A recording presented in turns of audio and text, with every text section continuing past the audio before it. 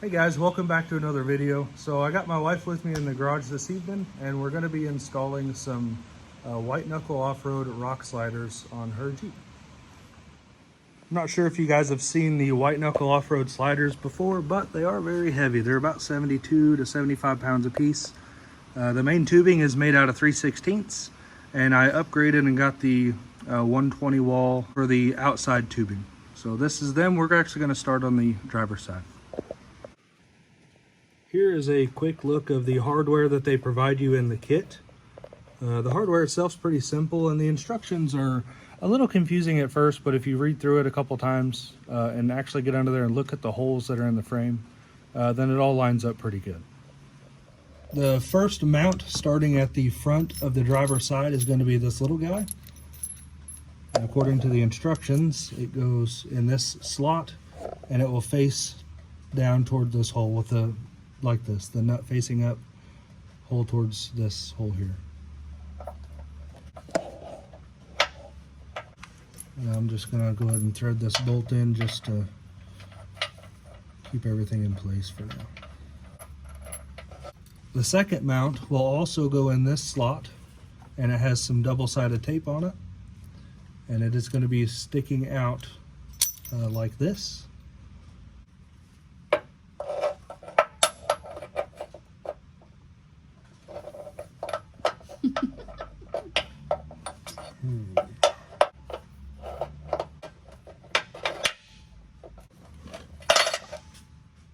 Uh-oh. Uh-oh. You just stuck that sticky side down? I don't know. I can't even find where it's at. Where the heck did they go? It's probably stuck to the bottom. What kind of tool is that? It's a body clip tool. Are you in? Not currently. Oh, yeah. What? Oh, I just flung it in further. Well, this is a great video. You never said we were experts.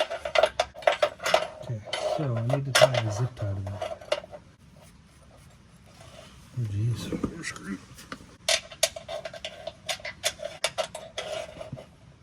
Son of a...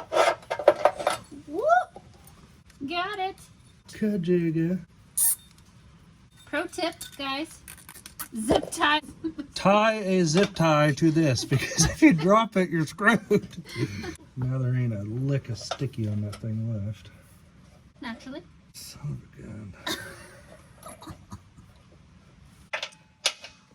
Okay, so the second mount from the front, little tip from experience is to tie a zip tie through that thing so that if you drop it, you can retrieve it.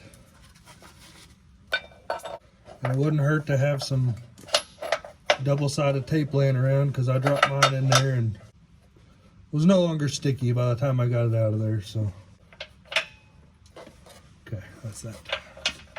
Okay, so the third mount goes, there's a little ear that goes down into this cross brace here. I think they call that a skid plate, but that ear is going to go inside there, so you got to remove this bolt so that you can get it in there. Ooh. And my wife is going to do that. I'm just gonna try. Ooh. Yeah, the creeper will make you slide everywhere, so you may have to brace yourself. You got it. It's moving. Is it? Yeah. Is it just me? Well, no. There you go. You got it. I'm super skilled, you guys. You're doing good.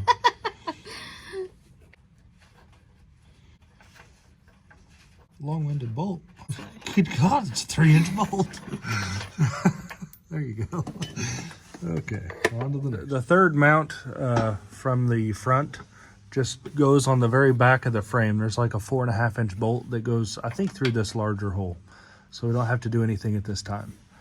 The fourth one, there is an existing hole and it comes with a special bolt that goes in here. They also, the kit comes with some self-tapping bolts, so you can drill the frame and put an extra bolt in there, and as well as one of the other mounts. So now that we got those couple mounts in place, the instructions tell us to get some jack stands to rest the rock slider on so that you can get everything lined up. So we're going to get that done real quick.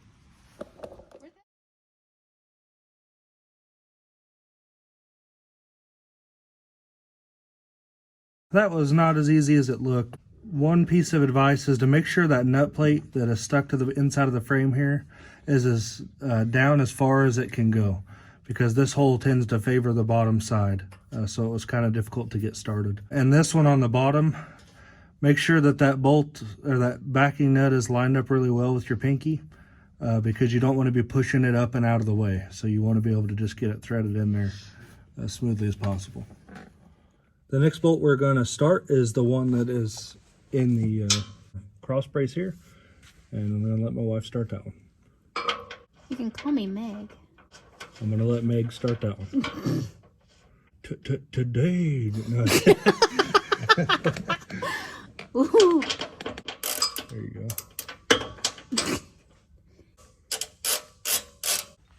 So the third plate is going to be backed up to this larger hole right here. Ah, I should have jacked the Jeep up.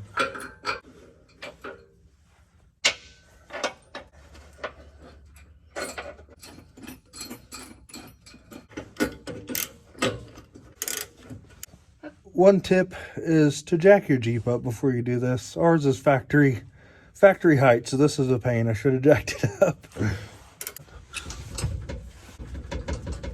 And the last bolt towards the back of the Jeep goes into this pre-existing threaded insert right here on the frame. Okay, I got all of the bolts started and somewhat snugged up, but everything's ready to be tightened up, and I'm going to let my wife go through and do that. I'm going to let Meg go through and do that.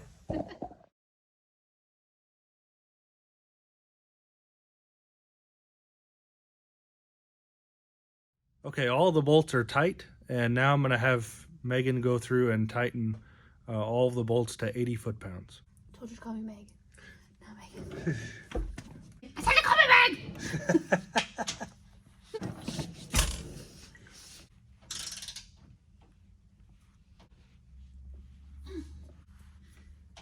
Dang, is that thing still not... How tight is that thing feel? It feels tight.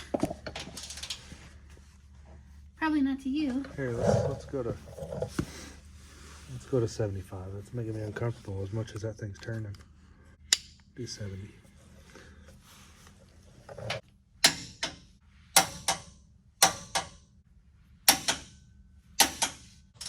Okay, stop with that one. Because that one doesn't have a sleeve in between the frame. Okay, go ahead. Okay, stop right there. Because there's no crush sleeve in here, and it's just going to crush the frame. We don't want that.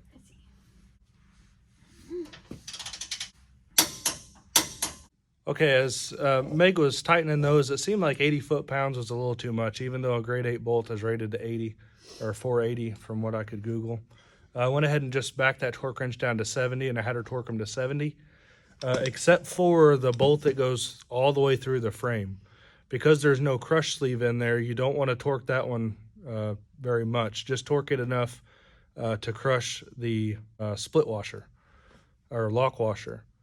Because if you don't, you could start to crush the frame, and you don't want to do that. So keep that in mind. Okay, so from what I can tell, the passenger side is about the same as the driver. If there's anything different, then I will tell you and let you know.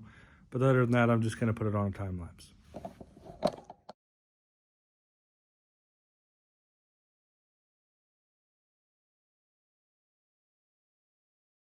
The one thing that is a little bit different is the third mount on the passenger side. That's why it has the zip tie, so you can throw it up over the top of the frame, and it goes between the frame and the gas tank. Let me show you. So here's the mount with the zip tie, and it fortunately says on there, this side to frame. And this is the hole it's going to be going through. Just like on the other side, but this time you got the gas tank in the way. Okay, so like I said on this one, you're going to keep a hold of the zip tie, throw it over the top of the frame, and then you'll be able to see it fall down and line up with that hole in there. Just like that. Then you can reach underneath the bottom and kind of secure your 3M adhesive there.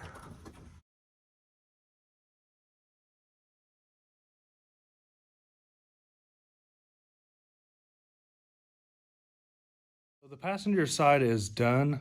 It wasn't quite as easy as the driver's side. Some of the bolt holes don't line up perfectly. And one of my tabs on the front was, whenever it was broke to a 90, it wasn't put in the machine square. So whenever I was bolting it up on the bottom of the frame, the ear on that bottom was canted forward too far. And let me crawl under there and show you what I mean. So this bracket right here, whenever they put this in the machine and broke it, it wasn't broke perfectly at, perfectly square. So the bracket was still 90, but this ear was kind of canted forward too far, and I couldn't get my bolt started. So I had to take this whole rail back off, stand the thing up on end, and beat it with a hammer until this ear straightened out. And then I put it back under here, and I put a jack under it to bring this ear back to 90. So it wasn't a huge deal to do it, but it was frustrating to take the step on and off a couple times to get everything lined up the way it should have been. But we're gonna get this thing off the jacks and see how they look. Well, what do you guys think?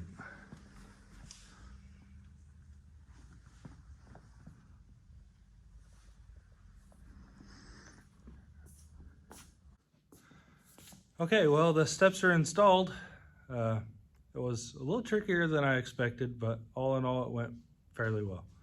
I probably will go back later and put in those bolts that they include, the self-tapping bolts, just to make them a little more sturdy. But later, whenever I do the skid plates underneath, I'm afraid that the skid plates are gonna take up some of the bolt space that these steps take up. So I'll probably end up putting some stitch welds in there and cutting those little ears off the bottom. So they should be nice and sturdy later on. They're not steps though. Rock sliders that double as steps. But anyways, if you stayed to the end of the video, thank you very much for watching. And like I said on the last video, we do have a few more things coming, so stay tuned. One of my friends. You just stand there, I guess. So come along with us and watch. That was stupid, I know. It's gonna be in the bloopers. I feel so stupid. I'm talking to a camera. Come with us and watch. Woo! I feel like an idiot.